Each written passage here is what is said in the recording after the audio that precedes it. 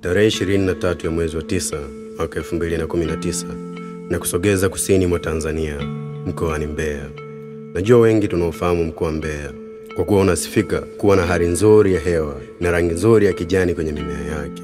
Lakini leo nitakupeleka wilaya ya Kyela, iko hapa hapa mkoa wa Mbeya, na leo tutaenda kuongea eneo moja wanaliita msitu wa Katago.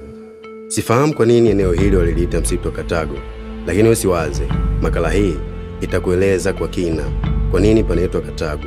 Katago palitokana na nini, na Katago palifanyika mambo gani? Mwenyeji wangu ananieleza kwamba eneo hili la msitu wa Katago kuna mambo mbalimbali yaliyohusu mila na desturi la kabila la Wanyakyusa yalifanyika hapa. Yaani, kwa sasa ukimueleza mtu yote atakwambia ni imani za kishirikina. Katika msitu huu wa Katago, watu wale ambao walipatwa na magonjwa mbalimbali kama vile ukoma, ukimwi na kifua kikuu, basi hao walionekana ni mkosi, na wengi wao walitupwa katika msitu huu. Unaweza usiniamini, lakini amini kwamba makala hii itakuelekeza kwa kina watu hao kwa nini walitupwa katika eneo hili. Kutokana na mila za Wanyakyusa, watu hawa walitakiwa kutengwa.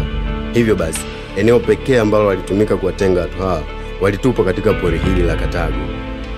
Sifahamu eneo hili lina ukubwa kiasi gani, lakini mwendelezo wa makala hii utakuelekeza kwa kina msitu huu wa Katago una ukubwa kiasi gani. Mwenyeji wangu ananiambia kwamba watu wote waliotupwa katika pori hili la msitu wa Katago, hakuna hata mmoja aliyewahi kurudi. Sijui ni kwa nini, na ninajiuliza watu hawa waliotupwa katika pori hili la Katago, kwa nini walishindwa kurudi? Je, kwa ndani eneo hili ni kubwa sana? Kwa maana ukilitazama kwa nje pori hili linaonekana ni dogo sana, na muundo wake wa duara unaweza usiamini kama kuna mambo hayo yalitendeka. Kitu cha ajabu, ukifika katika eneo hili la msitu wa Katago utashangaa, kwani wakazi hawa wa mkoa wa Mbeya, wilaya hii ya Kyela, licha ya kufahamu mambo yaliyotendeka katika pori hili la Katago, bado hawaogopi, wanaendeleza shughuli zao kama kawaida. Kitu cha ajabu zaidi, utakuta pembezoni mwa pori hili watu bado wanalima, na wengine wanathubutu kabisa kuwaleta wanyama wao. Sijui wanajiamini nini. Ila kitu ninachoogopa zaidi, hawa waliojenga karibu na pori hili wanajiamini nini, au wameaga kwao? Hayo hayanihusu sana, lakini nakula kiapo siku moja ni lazima nitaingia ndani ya pori hili nikakupigia picha. Natamani kujua sana pori hili ndani kuna nini, na kitu gani kiliwafanya watu wasirudi pindi walipotupwa katika pori hili. Je, watu hawa walipotupwa ndani walikula nini? Waliishije?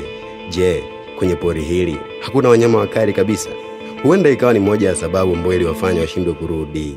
Lakini usijali, na kuahidi mimi kama msimulizi wako wa hii makala, siku moja nitajitoa sadaka, nitaingia ndani ya pori hili nikupigie picha.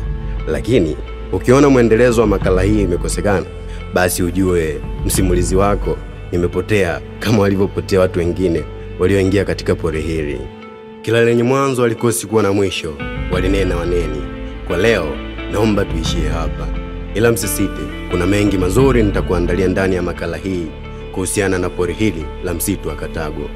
Shukrani zaidi zimfikie mwandaaji wa makala hii, Katimu Mfalme. Mimi ni msimulizi wako, Dominikus Mlumbe. Unaweza kunipata kwa namba 0742818858, au unaweza ukatufollow katika page yetu ya Instagram, KB Studios. Asante.